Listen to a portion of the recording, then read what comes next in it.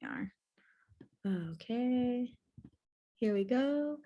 Hi, folks. Thanks for joining us this evening. If you're here for our event with Sophie Lucido Johnson, we just went over this. Sophie Lucido Johnson and Mads Horwath, you are in the right place.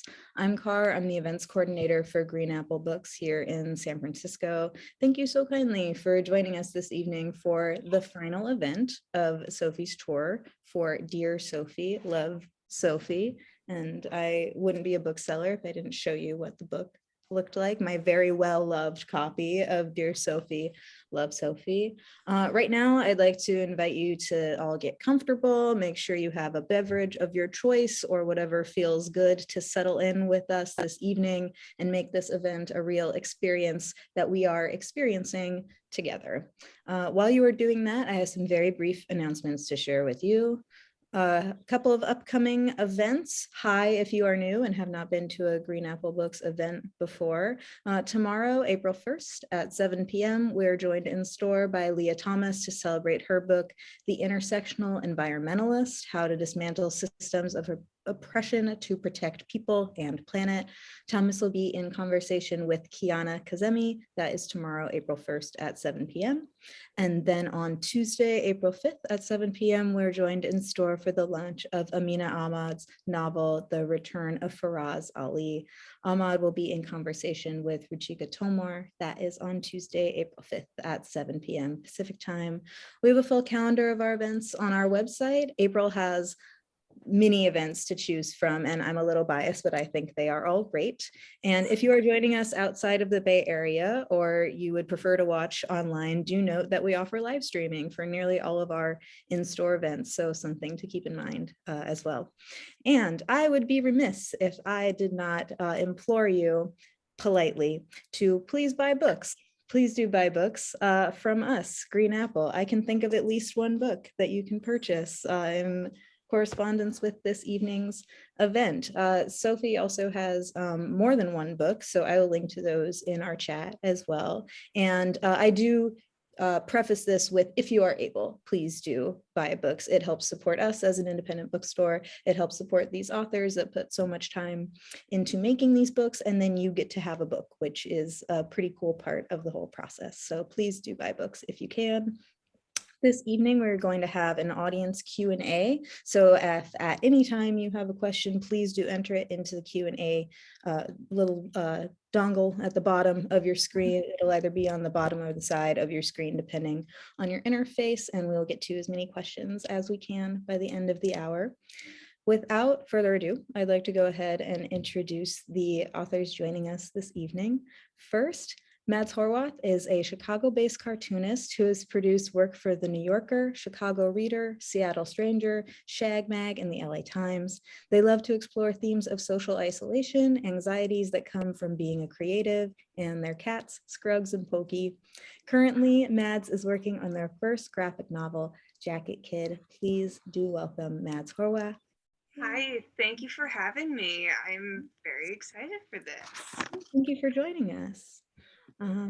Last and certainly not least, Sophie Lucido Johnson is a cartoonist and writer who lives in Chicago. She's previously written Mini Love and Love Without Sex, and is a cartoonist for The New Yorker. Sophie, why am I doing this to you? She has been published in The New York Times, The Guardian, Bon Appetit, The Believer, Vice, and many other places. Her book, Dear Sophie, Love Sophie, is the reason we are here tonight. So please do join me in welcoming Sophie Lucido Johnson. Thank you for having me. And I'm clicking over at the attendees list, and I recognize some names of some people who I really love, and I'm feeling a lot of happiness. And then also some names I don't recognize, which is even more exciting. No, it's equally exciting. Thank you so much for having me. Thanks for having us. It's also really exciting to be here with Mads because they are my favorite New Yorker cartoonists, like they just are. And so it's exciting to be able to talk with them. So yay. Oh, thanks for joining. You folks take it away. And to be fair, Mads, you're tied with some other, but all women cartoonists, not non-male cartoonists. You are tied. Thank you. That was really nice. And I'm always a fan of your work, not just New Yorker work, which is incredible. You and Sammy are phenomenal, but really a lot of your more vulnerable pieces regarding like self-reflection or are birds are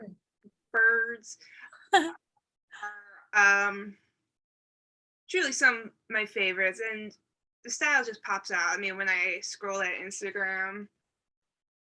So I was very honored to be asked to be in this event. That's what I'm saying. It's 9 p.m. here. I'm usually watching Simpsons by now.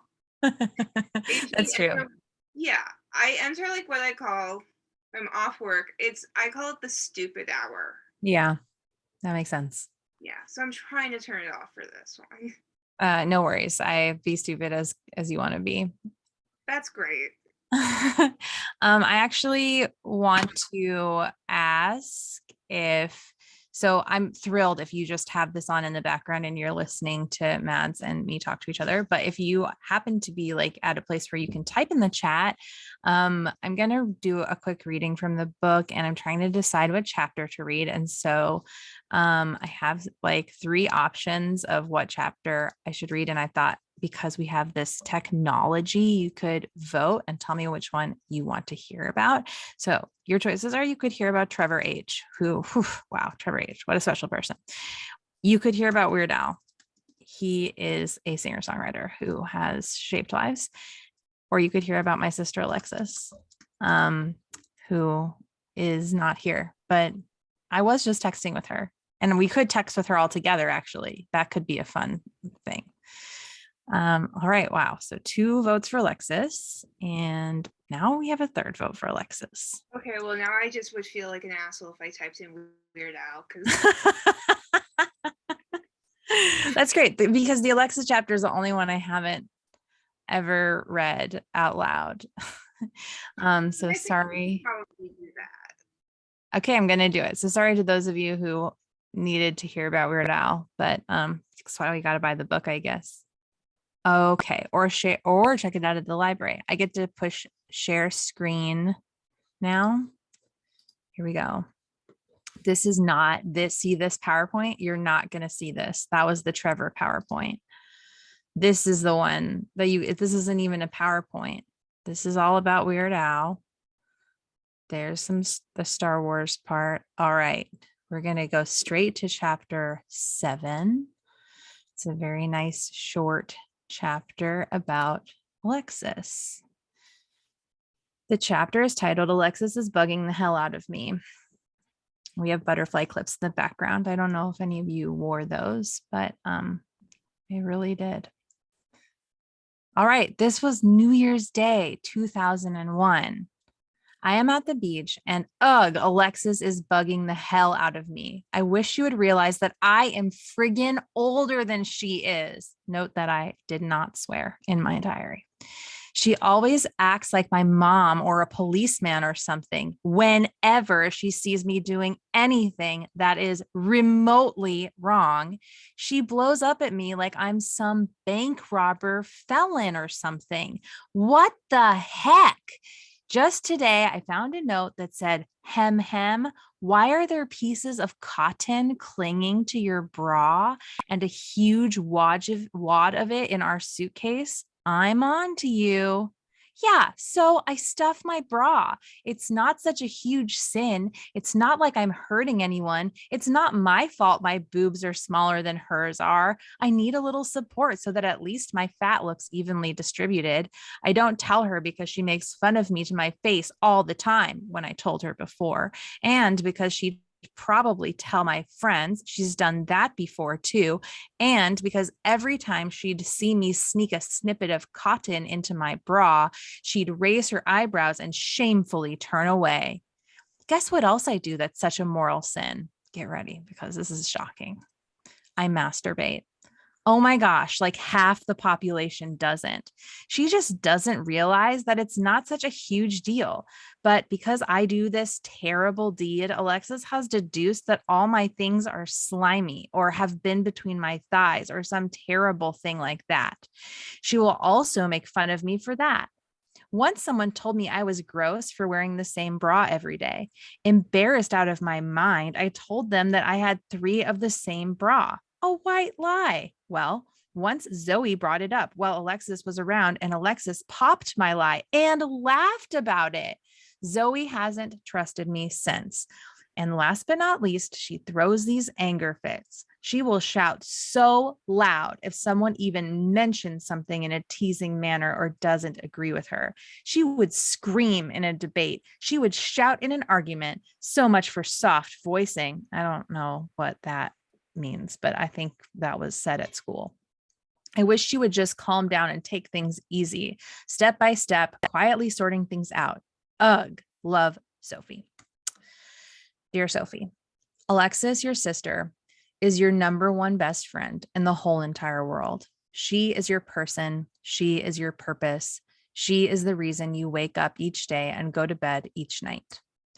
Alexis and I once lived in the same house after college. Twice she moved across the country to live where I lived. This is New Orleans. It's a drawing of New Orleans because that's where she moved. Alexis and I have matching forever rings, although mine doesn't fit anymore since I also got pregnant. We have more than one matching tattoo. She is more tattooed than I am and has a self-portrait of my face tattooed on her arm. She's very cool. For my most recent birthday, my friend Bethany gave me four custom pillows with Alexis's face on them because Bethany knows Alexis is my most important thing. As an aside, those pillows are really scary. Like if you're just awake at night and it's dark and you just see these giant faces on the sofa, in a way that I think is really fun. So thanks, Bethany. It is obvious to me. Oh, wow. This is missing a page. This is missing a page. Oh no. Okay, that's okay. I have the book here. Everyone chat amongst themselves. You are not going to get to see this picture. And that's okay. We're going to find the missing page. This is what happens when you choose the chapter that I hadn't read before. I'll hold it up so people can see. Mads, thank you so much. Okay. Yeah, that's why I'm here. Here we go. Yeah, that's the page. It's a picture of Alexis lying in a hospital bed. 6 months ago, I flew to Portland to watch Alexis give birth. Did I actually watch it? I did. I was uncomfortably wedged in a corner while like 8 nurses flitted around Alexis, holding her various body parts and giving her directions while they waited for the doctor to get there. Things were happening really fast. One nurse said to me, "Here, could you plug this in?" And she handed me a plug, and I've never been happier to have something to plug in all my life. I don't even know what I plugged in. I only know that those were the only 23 seconds of the entire labor where I knew what to do and where I wasn't staring at my sister's vagina. It's obvious to me now why people shouldn't try to write about birth. It's bigger than language. The only other thing like that is death. How appropriately symmetrical. Alexis, God bless you. Alexis had a late pregnancy and a fast labor. She screamed. Her baby looked like a gray liver when it came out, and then it became a he, and then he was pink and also screaming. At that point, I took as many pictures as I thought possible because this, like the plug, was another job for me to do, and I really, really wanted a job. Later, we ate Thai food. I also got to pick up the Thai food that was simultaneously just mediocre and the best food anyone in the hospital room that night had ever eaten. None of this business about bra stuffing and bra re-wearing and masturbating and even the anger really matters. You got one sister in this life, and she has also been your mother and your daughter and your best friend and your girlfriend and your ally and your enemy and every other thing a person can be to another person. Those are the only things that matter at all. All that said, I can't read that. All that said, this was bullshit. Oh yeah, bullshit. I can swear now because I'm an adult. And Alexis was totally wrong and you were right. Bra stuffing is industrious. Masturbation is one of the best things about being alive, and you shouldn't have lied about having 3 of the same bras, but I get it. Boo, Alexis, boo. Love, Sophie. P.S. Let us hope that way more than half the population masturbates. Let us hope that Alexis is privately included. That's my reading. It's a nice, short, sweet one. I really enjoy that one. It's just straight to the point. The whole chapter. That's all there was originally a whole other entry for that chapter that was cut. Many things were cut. I don't think it, yeah. I think the just contrast between hating your sister and then being there for her birth is kind of enough to explore the complexity of how it can be both throughout the years. I've never had a sister, but I've always wondered what it's like. I have 2 older brothers. Oh, it made Janon cry. That's great. Maybe it almost made me cry. I'm feeling very emotional about Alexis because she just gave birth. Anyway, you were talking about your brothers. No, but the 2 older brothers had influence, but there's definitely something where I still don't have that grasp of what it's like to have a sister. So how are you able to sort of really compact it into a short chapter where you thought, even though this is like the most, it's clear Alexis is one of the most important aspects of the whole book and your life because it's also dedicated to her. That's true. Good noticing of that. Yeah. What did you feel sort of conflicted about making it such a short chapter and about like one specific one specific part of her life? Yeah, I did. And I I wonder what other people wrote in their diaries about their their siblings, but I wrote a lot about Alexis thinking she would read it and that she would like learn that that she needed to be better to me. But one of the things that I was going to include was like a little bit of back and forth between us because I talked to her about that chapter. And one of the things she told me was that in her journal or diary, she had written something about how like growing up, I was like her enemy, or I don't know, like someone who she felt really overshadowed by, which is funny to me a little bit and interesting to me because I always thought she was so much cooler than me. And she still is. She like teaches yoga and like has like, I don't know, works for a tech company. And anytime your computer's broken, you can just call her and she'll like fix it from anywhere in the country. And she's played the oboe and she's been an ice skater and a ballet dancer. And like she has a full sleeve of tattoos and she like has hiked the Pacific, whatever trail, the wild one that like that woman hiked and wrote a book about and her feet were bleeding and maybe Reese Witherspoon played her in the movie or something. But actually I'm going to show you I wrote a piece, this is on Medium, I'll link to it, about tracking my emotions every day for a year, which I don't know if anyone does that, but and now I'm 600 days in a row tracking emotions on Dailyo. But I got really stuck when I went to see Alexis give birth. So here's another page about her giving birth. I didn't know what emotion I was feeling watching her give birth. It just felt like every emotion, and like how could you just tick a box for what you were feeling about like watching a human come out of your sister's body. And I think, yeah, here's the final page of that comic, and this is like a drawing from her birth, and the last line here is like exactly the last line of this book. So I think that these ideas came together watching her have a baby, and like just watching her cross over from being a child to being in it just happens. Like the baby comes out and you're on a different side of the fence. And then I felt abandoned by her. Like I was not on that side of the fence or whatever. Here's the link to that piece, which I'm just shamelessly plugging, but Shamelessly plugging a piece in an event about your book. yeah, sure. That's Okay. about your life. Okay. No, well, I was just wondering, with how you two viewed each other, do you think that she did all of that?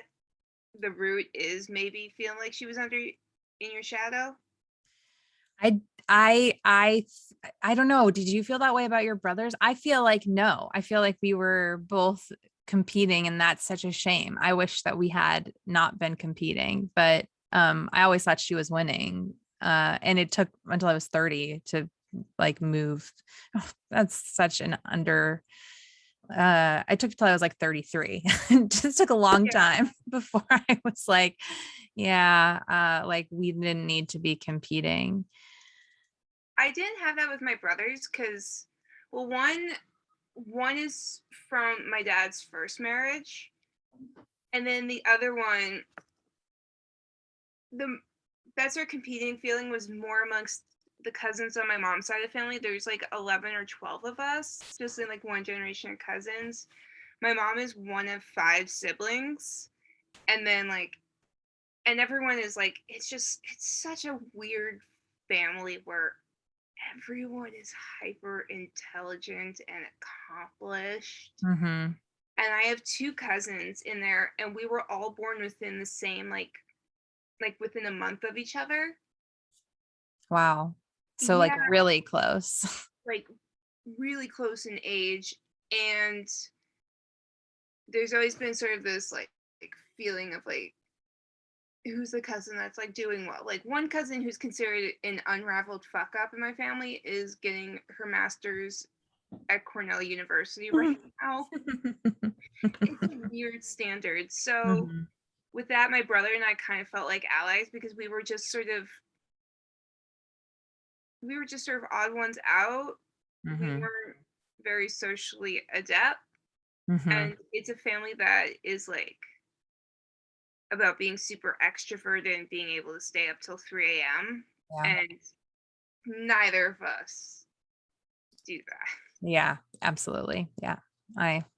It's family is so weird. It's so weird.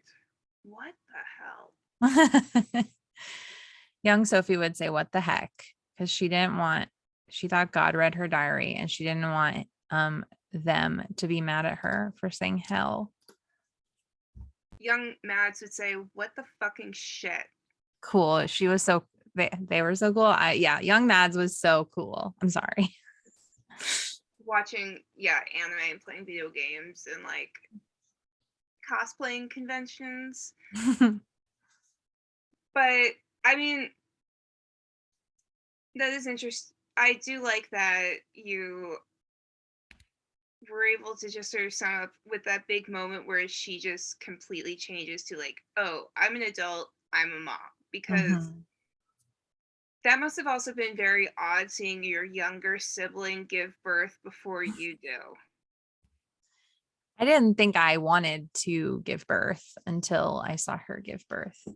They don't like do it right in the movies. Like it I like first of all, like I just thought I knew what it was like. I thought that your water broke and then you went to the hospital and then you were like, I want to have a natural birth. And then a doctor was like, okay, I don't know about that. And then in an hour, you were like, give me the meds. And then the doctor says, it's too late now. You have to push. And then you And then like a plane explodes and the president falls out of the plane into the hospital bed, and then they're aliens and Will Smith. yes, all of that. Right. Yeah, Exactly. that's what birth was like.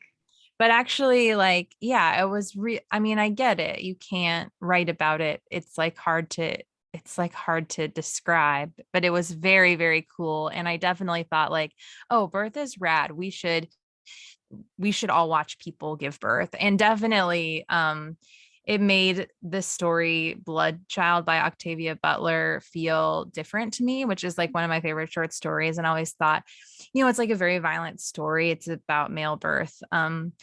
But I think like her point in that story is about like we should normalize watching birth. And I really understand it now. It's very, very cool. And I hated being pregnant. I got pregnant like after Alexis gave birth, and I hated it, but I loved giving birth. I thought it was it's violent and it's like cool. And your body's just like doing the thing it's doing. And it like really hurts. And I think that's awesome. And there's just like so many body fluids and like so much happening. And you're just like, you go into the underworld and it's cool. And I just like, it wasn't sold to me like that. it's I It's thought like when the babies, like I love when the movie like shows you the baby. It's like it looks like a baby, but truly, it's just like goo. Yeah, I mean, yes, you can't look at the baby too closely because the baby needs some time to become a human body. But it was cool, like to be in that angle because, like, truly, her legs were open, and I like where your head is right now is kind of where my head was. Like I was, 6 feet away from her vagina, and I remember just being like, "That's not a baby," because it comes out looking like a body part, and it's so quick that it's like gains autonomy. It's like truly miraculous. It just seems like otherworldly. It's a very cool thing to see. For the head, and then once the head is out, then it's just like bleh. Yes. Like, Oh yeah. No, there's one. Yeah. That's all there is. Just the head. There's no other part. it's just like, well, babies are like mostly head. Yeah, that's It's true. like head and like some flailing arms. My baby is probably listening to this. I hope she's okay with it. Or maybe she's asleep. Oh, now we've talked a lot about babies, Mads. This has been more talk about babies than I thought we would be having tonight. There's so many babies in my life. I think cousins have had like my generation, like my cousin level, I think there's like 3 babies now. So many babies. I know, and they've been like all sending out cards of like photos, like those sort of Walgreens stock photos cards where you just sort of upload the picture of the baby. So I was thinking of doing that, but like pictures of like feet. Sure. Feet are great. Yeah, Wonderful I've idea. been really Love that. fixated on like mummy feet lately. Mummy feet. See, Yeah. my writing partner, my New Yorker writing partner always pitches a mummy joke every week. Like every week she pitches a mummy joke. We've never sold a mummy joke, but she always pitches one.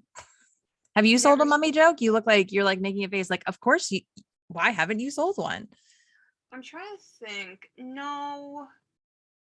I actually, holy shit, no, I pitched a mummy joke this week.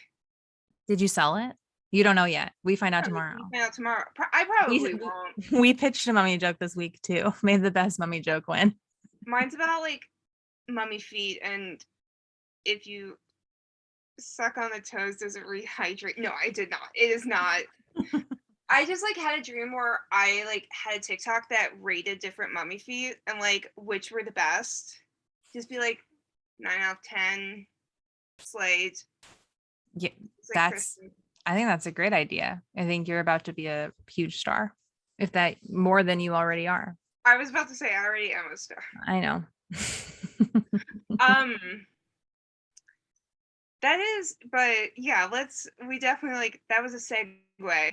But I also said, because we both met like over wine at a place, and I loudly said, like, I was just like trying to sound so cool, and then we got like free bread and stuff. Do you think we're gonna get free bread right now? Oh my God. I know. I would love to have some bread, but I I don't. had a It seems 7-Eleven unlikely. It seems unlikely that bread will just appear. I had a 7-Eleven muffin for dinner. Oh, Green Apple Books just sent us a chat of a bread. What? Wait, where? I'm not getting. It's okay. It's just trust me. It's there. It's Okay. there. Oh, I see it. Oh, it's the bread emoji. Yeah. Bread's great. I like make toast where you spread the butter on each side and then you cook it on the pan. How do Mhm. you what kind of bread do you guys like? All right. Yeah, that is a topic that we are going to go into. Wait, Bread. I there's San Francisco. That's sourdough. That's where You're right, sourdough. you're right. I bake sourdough, but not in the summer, in the winter when it is cold. And last winter there was a period where it was coming out once a week and it was a very nice time. Did you have it with like egg from the chickens? uh Yeah, occasionally, yes, but like the best thing about fresh baked bread is just like the bread. So like I don't know, Luke, my husband, puts olive oil on his. I think my roommate and friend Bethany puts butter on her, like lots of butter. And I like preserves. Preserves. I like preserves. Like a mummy, a preserved corpse, like a mummy. Oh, really good. Olive Nice. oil and salt. So weird, but so good. No, I don't know that like olive oil and salt is weird. It certainly is good. Like it, certainly is excellent. I mean, what a great combination of things. I would love to hear you share a little bit about your drawing style, or for us to talk a little bit about drawing style. okay. Like, what's your process like? I mean, I'm still like honestly, even though like I'm still like really new to this. Like I'm still working on my first like book, and so it's still a lot of figuring it out. I mean, I've only been a cartoonist since like late 2019, and then for a full year I didn't submit or do anything because of the pandemic, and I just like Mhm. didn't want to. Sure. So I'm still trying to figure it out.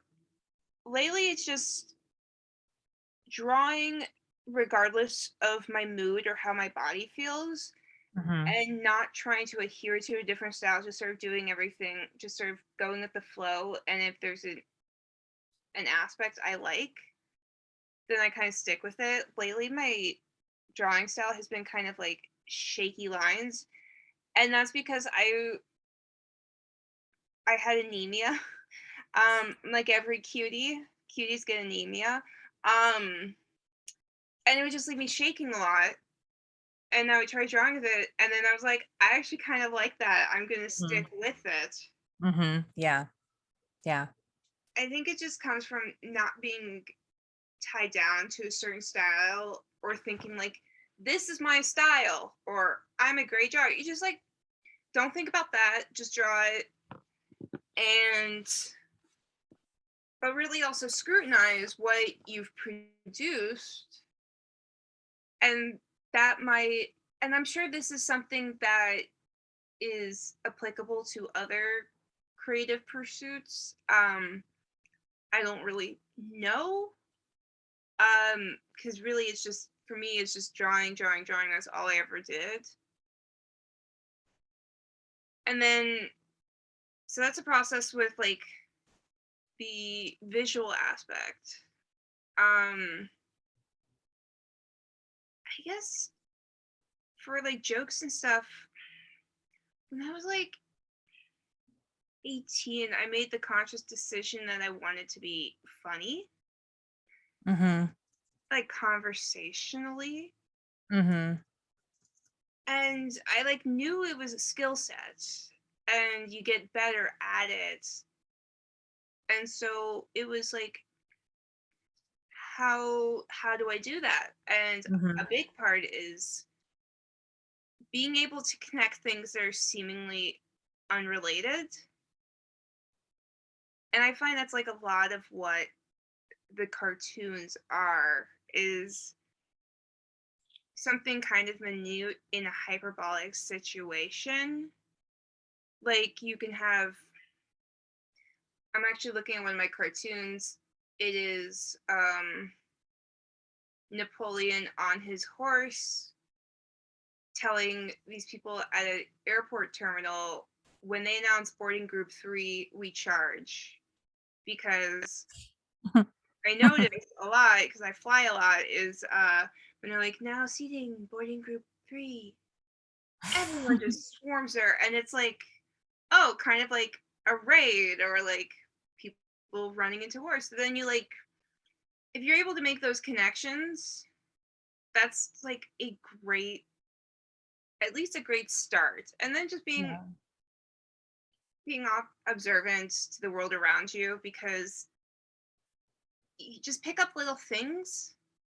Another cartoon I sold that's already been published was these two guys in like a real dive bar, like a nice Midwest dive bar, saying like, all right, buddy, how's about you and me take this outside, because it is absolutely gorgeous out. That's And one of my favorites. I love that one. thank you. And I got that from, I was talking to somebody inside and she said, hey, can we take this outside? I want to vape. And I was just like, for some reason that part stood out to me. Like, we were having a very serious conversation. She's like, hey, can we take this outside? I need to vape. And then I was like, okay, New Yorker wouldn't like buy the like vape part, but they do like jokes about the weather. So let me just switch it to the weather. So then just like, yeah, Yeah, yeah, extrapolating absolutely. little moments is like and then learning to make connections are like two great places to start. Hmm. Yeah, yeah, So I guess that's like the process. And then I did a lot of improv, and yeah. that can always help. I was hoping to teach a class. I was going to teach a class at IO about like the applications of what you learn from improv to other creative pursuits, because you're spending like thousands of dollars for these classes to audition to hopefully be on a house team that they sold as like the gateway to being on SNL. And it's not really, you know, it's not certain that you'll make one of these house teams. It's actually pretty hard. But to audition, you have to spend thousands of dollars on these classes so you can be allowed to audition. Not even Yeah, that. And so I was like, that's like really fucked up. These yeah, people got these skill sets. yeah. So let's just like explore what other avenues we can do. And then I got shut down. Yeah. Well, I actually, yeah, we're kind of running a long time and I wanted to talk a little bit about my process too. So, Oh yeah, sorry.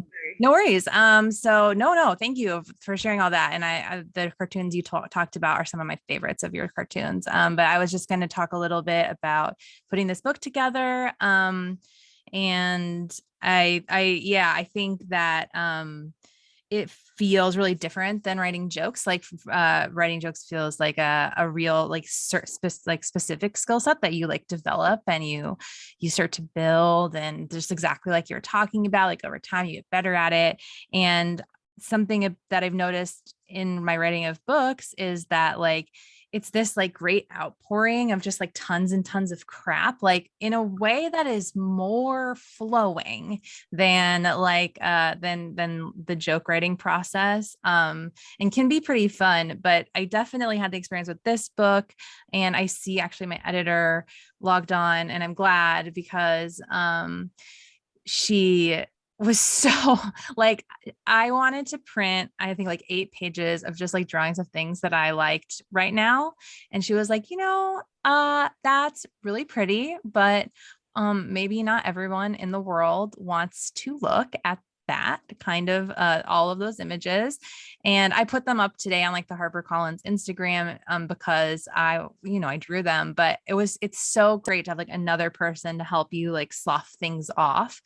And also just like I think it's very good practice to be working on something and then like throw a bunch of stuff away. I think that is like a very, very healthy, wonderful thing to be doing. So I actually like none of the pages that are in this final book were pages I pitched. I was actually working in a different medium at that. I was working with pen and ink, and I moved to digital because it's easier to erase things. That was my main reason. And I make a lot of mistakes. So it's just interesting to hear you talk about the process of writing jokes, and then to think about how, like, all of these different creative endeavors, thinking visually, like they change sort of based on, what we're working on. Bethany has said everything is on fire. What does that mean? Final illustrations in the book are so gorgeous in the yeah, they're So so that's Katie. That's Katie. She's my editor, and she's really, really, really, really incredible. Everything that and also, I hope this is okay to say, but like, we both were pregnant while we were working on this project, and like, Katie was so professional, like so much more professional than me. I was whining and complaining and like, I can't do it. And I had no idea Katie was pregnant way later, because she was like so good at holding herself together. But anyway, this book was not birthed yet. And now 2 more humans are living. Yeah, you're right. Babies everywhere. Babies are everywhere. And I think I have to share this. My agent also had a baby every time that I wrote a book. And my last editor had a baby when I wrote my last book. So babies coming from. I don't know. I think there's like a mystical, like, Sophie writes a book, baby energy that exists. And it's cool because it's actually like a gift, because then you get to work with a second editor while someone's on maternity leave. And I kind of think like there's having a lot of eyes on a project is a real gift. Well, I was going to say is having those sort of raw emotions that you put onto the book is like, the emotions itself are not a skill set. That's just an intrinsic part of humanity. It's just like, how do you deliver them? That is like the skill set, which I think, was collaborative effort with you and your editors. And I'm not saying having or not having strong emotions is just like a rhesus monkey can do that, but that is something that's rooted in like the dawn of humanity. Yeah, absolutely. Absolutely. Yes. And that's why I like these subjects, which are subjects that like we've all sort of thought about, like your sign female at birth, just sort of the body, the love, where your interests lie, but it's sort of the conduit that, Sophie has long, Green Apple just asked a question. And so did Bethany.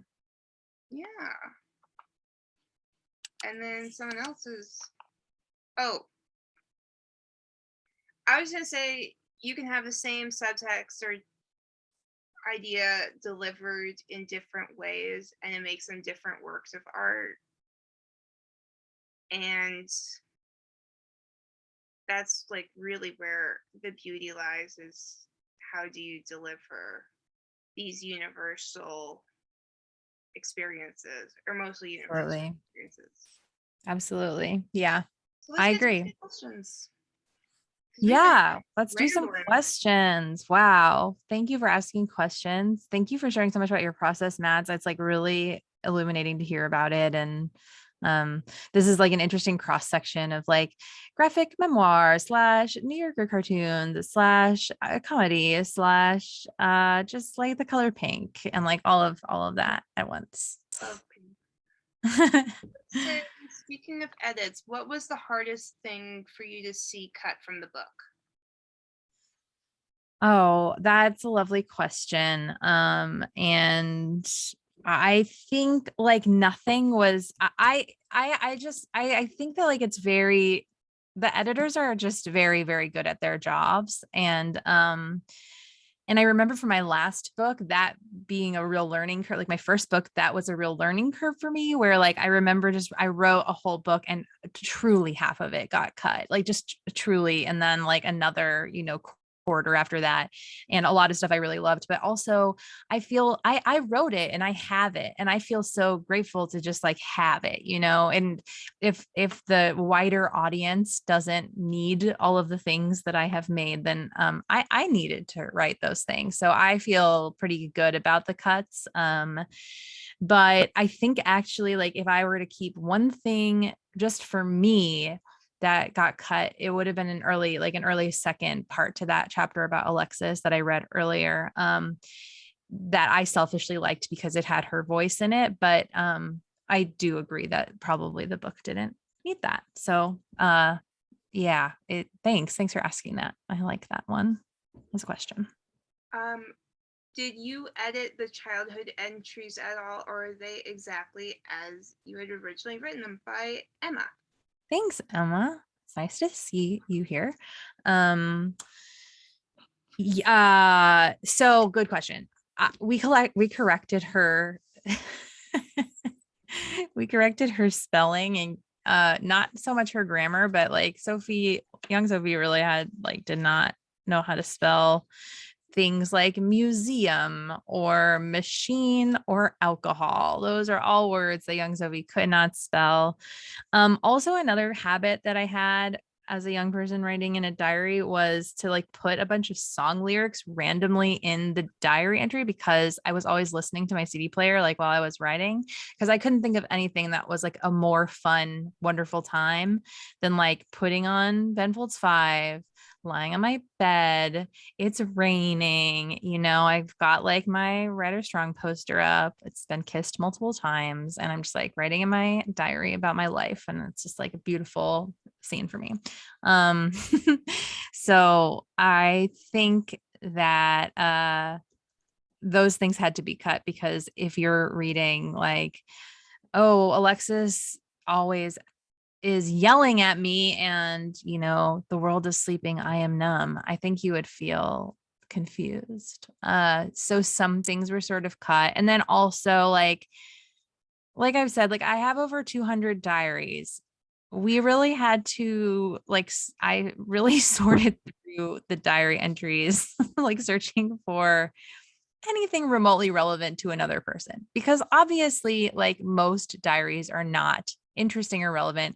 I don't know that the things that got chosen are 100% interesting or relevant, but like, you know, there was a lot of crap that got sifted out, mostly about like, oh my God, when will I get kissed? When will I get kissed? I need to be kissed. I want to be kissed. Please kiss me, somebody. And then like after I got kissed, like, oh my God, when am I gonna have sex? I want to have sex. Please, somebody have sex with me. Like nobody will have sex with me.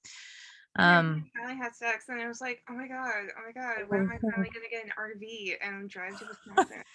No, dude, mine was like, finally had sex. Oh my God, when will I ever have an orgasm? What's an orgasm like? I'd love to have an orgasm. And then 20 years pass, and you're like, oh, that's an orgasm. I'm just kidding. I've never had an orgasm. I'm just kidding. I can't, I have never had an orgasm really while having sex. This is a lot of sharing. There's a lot of sharing. And I have to say that like Mary Ellen is here from the prayer porch, and she maybe didn't need to know that. Sorry, Mary Ellen. I really am. And it's like not 100% true. And that's a very complicated question about my sex life that I didn't mean to dive into. I mean, but no, that's like an important part, because it does go into that in the book you are discussing. So You're right. yeah. I think it's really important for women, especially, or people who have like, you know, labias, to like be honest about what is feeling good when they're having sex. And I think that is just not a thing that we learned to do, or I never, you know, learned to do that. And I regret it, and I feel sad about it. And I wish better for the next generation to figure out like, you know, what feels good, and to also be like, hey, we're not done till I'm done, would be another thing to learn. Yes, I think probably since a lot of younger generations are having more open discussions about like queerness, identity, orientation, I think sex is going to be an aspect of that too. And so I'm hoping. at least in the US, in like certain parts in our like left-wing bubbles. Sure. But I still think you'd be kind of surprised because like I teach at a high school, I teach seniors and also at a college and I teach freshmen, and like the amount that we talk about sex is not at all. We just don't talk about sex. We talk about queerness like constantly and identity all the time. And it's not allowed to be talked about at school, but I definitely get the impression that like this is just still something people aren't talking about. And there was just an article, like I think 2 or 3 years ago, about how still every like teenagers are getting their ideas about sex from porn. And like, yeah, I think that this was just 3 years ago that like the majority of teenage girls and like, content warning here, like about sex stuff, but believe that like anal sex comes with the territory. It's not a discussion. You just have it. And that's because of the the amount of porn that's out there. I mean, that's a whole other conversation. I just like, but we're not going to be able to change anything unless we can talk openly about it. And it is still, I think we still have a long way to go with that topic. Yeah, but there's definitely noticeable strides being made. Okay, so we got 2 more questions. What's something from those diaries that really made you laugh, but wasn't maybe book worthy this time? What's something from those diaries that really made me laugh, but wasn't book worthy this time? Everything like in the diaries made me laugh a lot. My favorite entry that I didn't put in because it fit nowhere was this entry that was like, "Dear Diary, today as I walked past, like from the swimming pool, I just happened upon a woman whom plucked from her bush hence a perfect summer plum.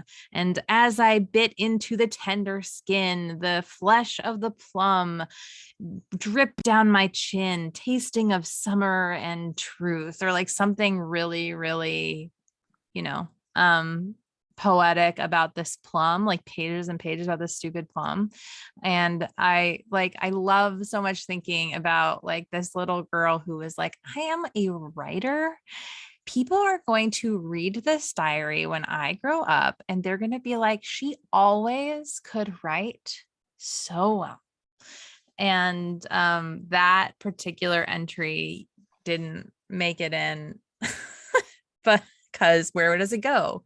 It's nothing to, well, I guess it maybe has some things to do with queerness. I mean, you got to be a little queer to be really that into a plum. But but I think that there's like some some things where I was just so clearly proud of myself and like what I was doing that no one will ever see or know. And actually it's better that way. Perpetual shame comes with growth. Sure. Absolutely. Absolutely. Okay. Oh, good. I was about to. So Katie Hamilton asked, what story entry concept was the most difficult to translate from text and idea into illustration? I mean, Katie kind of knows this, but I will answer it anyway. Writing about cutting and figuring out how to draw about cutting in a way that wasn't like sensational or like overwrought or too dramatic or like whatever, while still trying to like be honest with the seriousness of that for me and for like a lot of people. I definitely have students who still do this. And again, it's another thing that it's like people just seem to think we're not going to talk about this. And it was hard to draw about it. And we had to like move a lot of things around and add pages. And I remember like sitting there with this one page about cutting, like staring at the text and being like, what image could possibly like go with this? Like, I don't even know that I 100% love what I landed on, which was like a bird landing on a hand, but like the wrist has like a band-aid on it, because it's so hard to visualize what it feels like. However, there's like a 4-panel page about cutting that like shows what it feels like to me. And that was really helpful to draw. It was helpful to like show my therapist and slash partners to be like, this is what this is like for me. And it's why I do this. And it was a good example of like visualizing being a helpful way to, you know what I mean? Like move, communicate a thought or an idea. Yeah, that's really interesting because I was also wondering about that too. Did you draw like, did you say how many versions of the portrayal of cutting or like some of these uncomfortable topics did you have? Were there like multiple versions or drawings of a particular topic that you're like, I'm just gonna do all of them, whatever comes to mind and like whatever feels right, we go with? Was the editor a big part of that? Katie was really helpful. Actually, like the language around the cutting stuff was really hard too. There was like a period where we were really going back. I wanted to call it like a tool, and there were some people who were like, don't call it a tool because it implies that it's useful. And we don't want to like imply that to people. And we ended up not calling it that. But like, I don't know that I think all tools are useful. They're just like ways to a means to an end. And like, I think the point I was trying to make was like, this is a way for people to try to survive. It's not a way they're trying to die. And that's like a really important distinction to make. So I don't know. Yeah, there are many pages that went through like numerous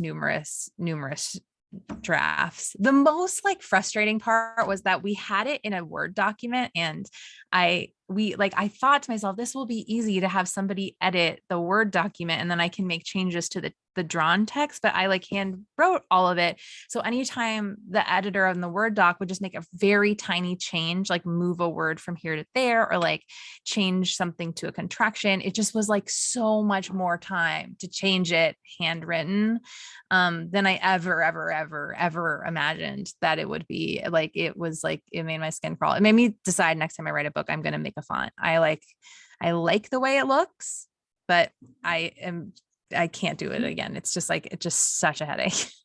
Life changing. Yeah, I mean, this is like indication of like just how much of a widow baby I am in this world. I think it was like only a year ago or so where like I was using a brush to write the letters, and an editor would like edit the words around, so then I'd have to like get in the Photoshop or redraw Yeah. it. And then I learned of the like website calligraphy where you can just make your own font, load the TIFF. Right. And, Exactly. oh, Exactly. Big change, game changer. beautiful. Yeah, it's life altering. I totally would understand the of that. Yeah, absolutely. Well, we're crawling up on 10 p.m. here. Did we get through all the questions? I think we did. I think we did. Yeah, I don't see. Does any? How has being a lifelong journaler influenced your writing cartoonist? Where those two intersect? Oh my God, that's a very, very long answer, but question. That one. But I'm so sorry.